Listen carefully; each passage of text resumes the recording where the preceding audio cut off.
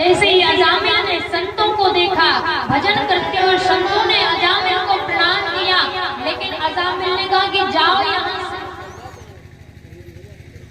आज संतों ने कहा कि हम सबने इसके घर का अन्न खाया है और इसके घर के अन्न खाने के बदले में थोड़ा थोड़ा उसको कुछ प्राप्त होना चाहिए।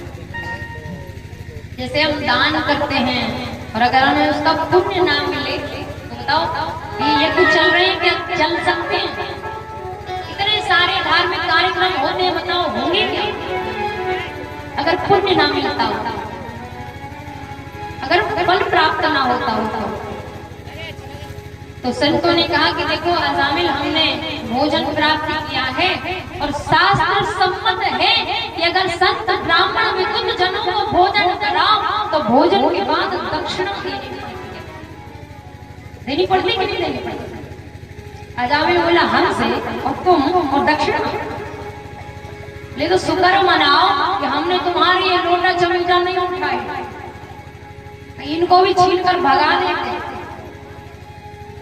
भीतर से पत्नी निकली, प्रणाम कराया, कहा ठीक है भाई तुमने रखा है तो कोई दिक्कत नहीं। उनकी पत्नियों की बात मानना बहुत जरूरी है आज के समय में।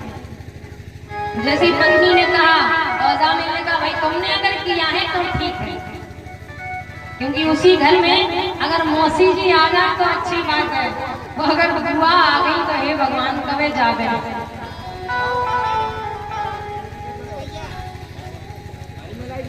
तो कहा ठीक है दक्षिणा, बोले दक्षिणा तो कुछ हम दे ही नहीं सकते। क्या दक्षिणा? क्या है हमारे पास? कुछ नहीं। बोले पैसे रुपए या धन कुछ नहीं चाहिए। बोले फिर?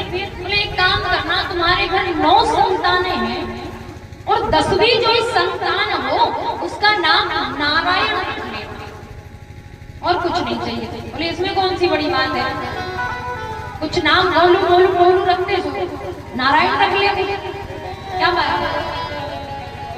ठीक है। अब संत प्रातः कालीन वहां से चले गए और अजामिल के यहाँ 10वीं संतान के रूप में एक बालक का जन्म हुआ और उसका नाम नारायण है। शास्त्र कहता है कि घर में जो छोटा बालक होता है परिवार का प्रेम उस पर अगाध होता है, चाहे बच्चा हो, बुढ़िया हो, बेटा हो, उससे प्रेम थोड़ा परिवार वालों का अधिक होता है, सभी उससे ज्यादा प्रेम करते हैं। अब अजामिल अपने पुत्र को अधिक प्रेम करता था। अब तो महाराज जहां भी जाए अजामिल को साथ ले जाए, जहां से भी आए अजामिल को लेकर आए, खाए पिए तो अजामिल अजामिल, यही केवल एक शब्द का उपयोग करे, कौन सा? नारायण, क्योंकि उसके पुत्र का नाम था।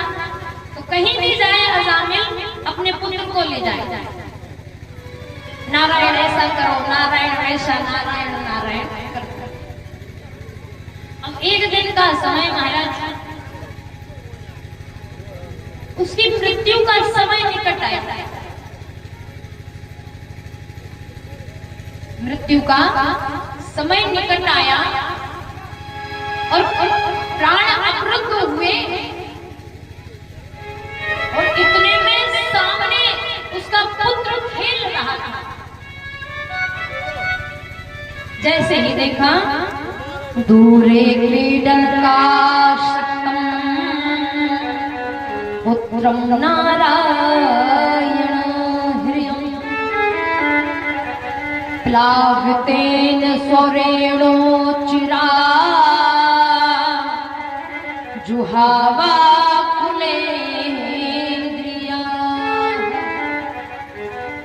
जैसे ही सामने उसका बालक मिल रहा था और जैसे ही कष्ट लगा, सांस अवरुद्ध हुआ और आप वाणी से बोला, पुत्र नारायण मेरी रक्षा करो, पुत्र नारायण मुझे बचाओ।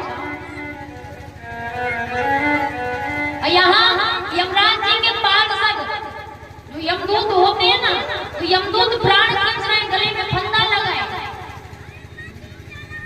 और जैसे ही उसने कहा कि पुत्र नारायण मेरी रक्षा करो, और इतने में दूर खेलता पुत्र नारायण तो ना आया, लेकिन नारायण के पार्षद। अब जैसे ही नारायण के पार्षद आए और इधर यमराज जी के यमदूत अब दोनों बातें कर रहे हैं, बोले अजामिल को हम ले जाएंगे। यमराज के दूतों ने कहा कि इसने जीवन भर पाप किया है, कैसे भेजो? ये नरकगामी है। और पार्षदों ने कहा महाराज लेकिन इसने नारायण का नाम लिया है।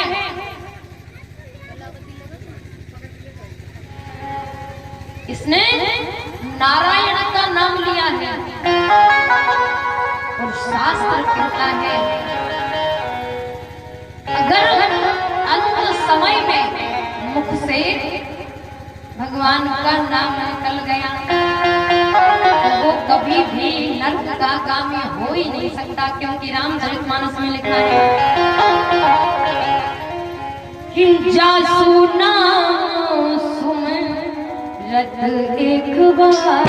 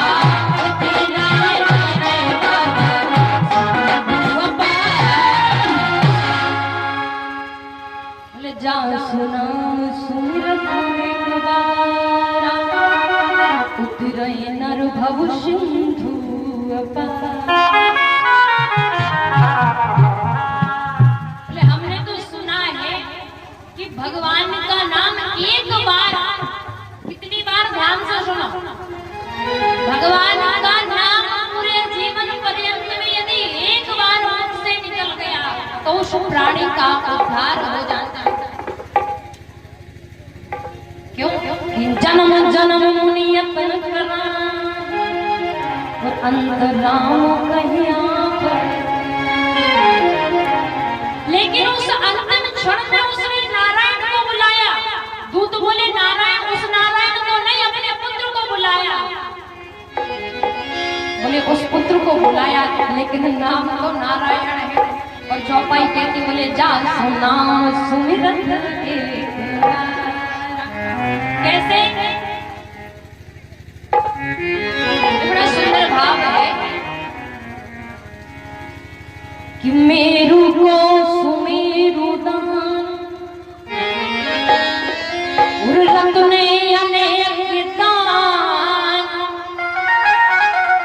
गजदान अन्न दान भूमि दान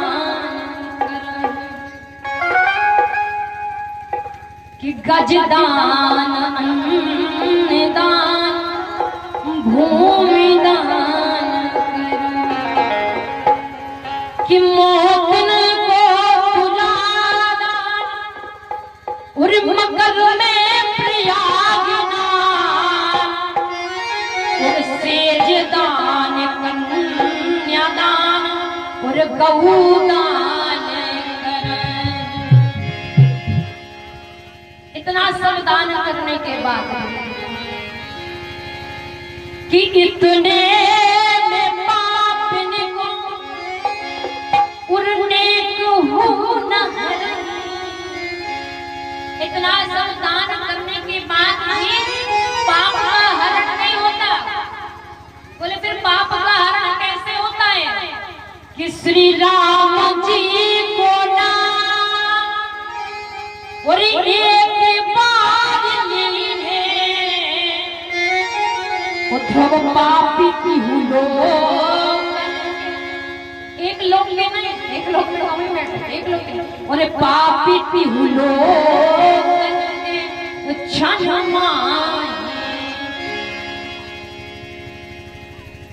इसीलिए एक बार तो कम से कम निकल ही जाए और एक ही बार अज़ामिल के मुख से निकला। अब जैसे ही भगवान के पास लेकर पहुंचे, दूत यमराज के पास पहुंचे, बोले कहाँ है दुष्ट अज़ामिल?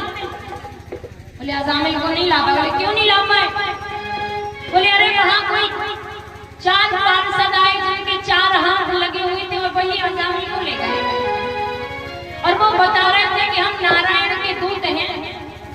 यमराज जी ने कहा शांत हो जाओ, अगर यहाँ किसी ने अज़ामिल के नारायण का नाम सुन लिया ना तो ये नर्क खाली हो जाएगा। अगर यहाँ पर किसी ने नारायण शब्द को कान से सुन भी लिया ना तो नर्क खाली हो जाएगा। तो क्या सीखा?